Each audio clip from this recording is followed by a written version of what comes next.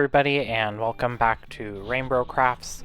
My name is Colton, and today I will be making for you the first soap in our February collection. That collection is inspired by the most popular television show, at least in our friend group sphere, and that is Heated Rivalry. We wanted to do a fun take on a Valentine's collection, and what's more appropriate and romantic than the show Heated Rivalry. So the first soap I'm going to be making for you is the Shane Hollander soap. This soap is inspired by the ice rink, and I'm scenting it with some River Birch and Stone from Bramble Berry. It has some citrus notes, some fresh water, vetiver, jasmine, geranium, a little patchouli, some woods, and then some amber and musk to really round everything out. I also added in some sea clay, which is what it looks like, that kind of like muddy greenish brown color. And this will ever so slightly tint the color of the soap batter, but that's okay because I'm going to make this soap primarily blue, just because I felt like that kind of fit the Shane Hollander kind of emotion and personality that's portrayed in the TV show. I haven't read the books. I've just watched a couple episodes of this show, and then I've watched a couple review videos and things like that. One big change for our collections for 2026, at least for the next few, is that we'll be doing 3 scents in each collection instead of 6 new scents every single month, because we have been in business for 5 years and we have been making 6 new scents every month for those 5 years, and I'm a little creatively tapped out. But we still wanted to have fun, and we wanted to offer new scents each and every month, so we're doing 3 new scents every month around a specific collection, so Heated Rivalry, for example, and then we'll be doing 3 kind of more like seasonal scents that we have for about 3 months. So like each quarter we'll have some new scents, and those ones are tried and true classics that we've had in the past, maybe a few new ones along the way as well. Now, this is all subject to change because this is technically our first actual collection of the year, and we have everything nicely planned out, but our scent suppliers come out with new scents every so often that we want to try out, or maybe a new popular culture moment happens that we want to reference, so things are always subject to change. While I've been blabbing away, I have separated out my soap into 2 equal parts. Each of them has some blue mica in them, and this is a custom mix that I did with a couple different blues that we had on stock, and I wanted to do a nice kind of like watery blue color to just kind of reference like the blue, even though ice isn't really blue, like the blue that I think of when I think of like an ice rink. And I'm gonna have a darker blue on the bottom, and then I'll have a lighter blue on the top, which is what is in that gray picture. I am only going to blend, though, the soap in the Cambro there, and I'm going to blend it for quite a while because I want this to set up enough to do my design. I'm going to do a double layer design, and I hate having to wait around. This fragrance oil, the River Birch and Stone from Bramble Berry, behaved beautifully, did not accelerate. It could have actually accelerated a little bit more for the purposes that I was doing here, but it gave you a lot of working time. I also am soaping, and it is very cold in the studio. When I was filming this, it was like the first week of January, I think, so it was probably about 30-ish degrees outside here in Vancouver.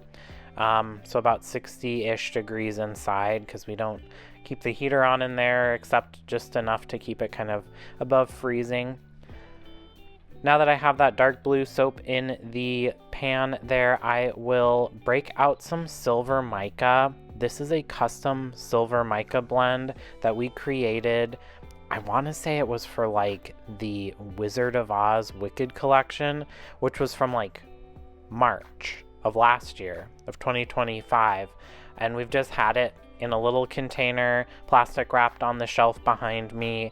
And this I thought was the perfect application for it because of the like metal blades on the ice skates or hockey skates. I guess those also would be called ice skates still. Then I will blitz up that lighter blue color, and this one I won't blend up quite as much as I did the bottom layer because it doesn't need to set up enough to pour on a top layer. It's just going to be a 2-layered soap. I stepped away for like 30-ish seconds to a minute to let everything kind of harden up enough. I came back every once in a while to stir that soap that's in the pour container because I didn't want that one to set up. And if you kind of lightly agitate the soap batter, it does give you a little bit more working time, but you don't want to agitate it too much or it will start setting up more quickly. So it's a really fine balance. I will then very gently pour that lighter kind of like steely bluish color over my scraper there so that I don't dip down below that mica line that I worked so hard to place on that dark blue bottom layer.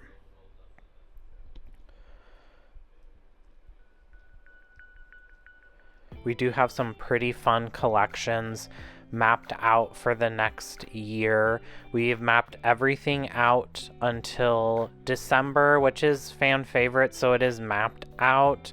But this year we're going to do a better job of tracking which scents sell out the most quickly so that we can bring those back for a true fan favorites, because for 2025 we relied a lot on just our perception of which ones sold out more quickly than others. And while we do have a pretty good idea of how things sell, just because it's just the two of us making the soap and selling it, it would be nice to have a more like official, concrete method to track those. And we track everything in our sales system and also in our inventory system. I will then break out a hanger swirl tool and be using it for what it's intended for. So I'm doing some swirls inside that soap batter there.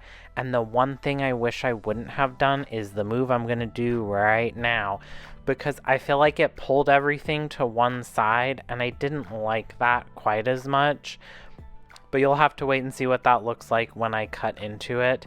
I also stepped off screen to get my mica atomizer there, and there's some of that silver mica in there. It is super duper hard to see with the overhead lights and the wet soap batter, but I promise you something is happening. I then will zoom in the camera, and I got my bar spoon, and I'm doing some like swirls and twirls.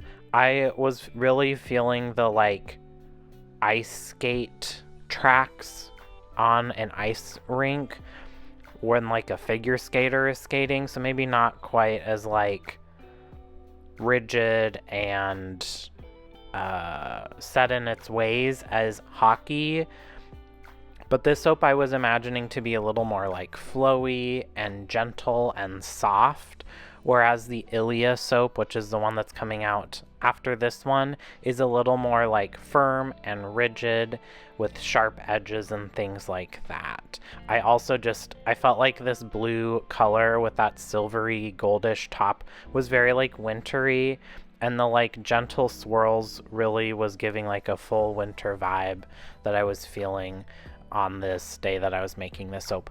I'll then spritz this with some rubbing alcohol and clean up the edges, tuck it away for 24 hours, and then it is time to unmold and slice up. Off camera, I did steam the top of this with a clothes steamer. It's not terribly exciting to watch, so I didn't film that. We will then take this slab out of its silicone liner here. And I'm trying to show you that it's shiny. It's still a little hard to see with the overhead lights, but I promise you it is there. We will then break out our slab splitter, and this isn't going to give you a huge reveal on that hanger swirl, because if I cut this correctly, which I did, it doesn't look like a whole lot happened, except I didn't know how to pour a straight line, which sometimes I don't. Most of the time I do, though.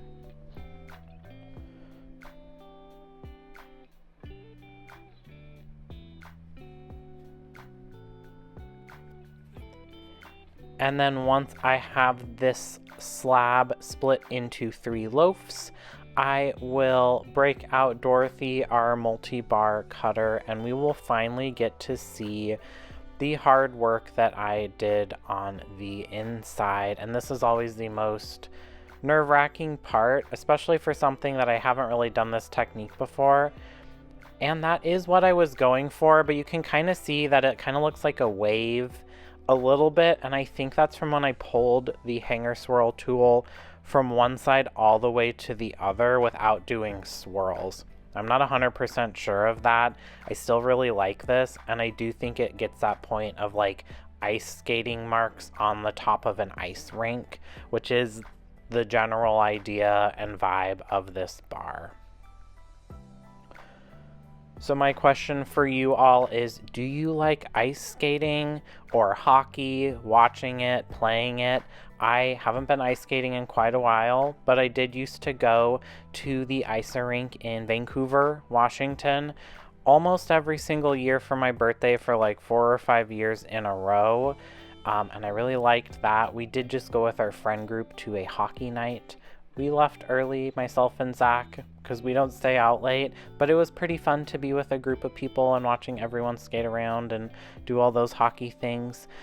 But that is it. That is my Shane Hollander soap, which will be for sale starting February 1st online and in person. So check out our website for more details on that. If you do want to get soaps or candles each and every month from us, check out our website, RainBroCrafts.com, to become a subscriber, and we can send those directly to you. And that comes with some other perks as well. Thank you to our subscribers. We really, really appreciate you. I want to give a big shout out to you all as well. Thanks for watching. Don't forget to like this video.